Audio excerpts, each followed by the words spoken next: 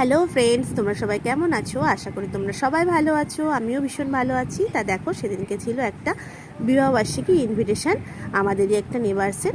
তা আহিলিতে অনুষ্ঠানটা হয়েছিল এবং খুব সুন্দরভাবে ডেকোরেশন করেছিল।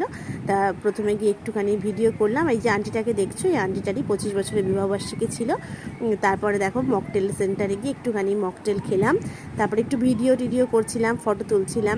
এমনিও যদিও আমরা একটু লেট করে গিয়েছিলাম, আর এখানে সবারই নিমন্ত্রণ ছিল, বেশ সবাই মিলে গেছিলাম, বেশ মজা হচ্ছিল। তা দেখো ছেলেরাও একটু মকটেল খেলো। তারপর আমরা খেতে বসে গেছিলাম, খেতে বসে একটু সবাই মিলে ফটো তুললাম।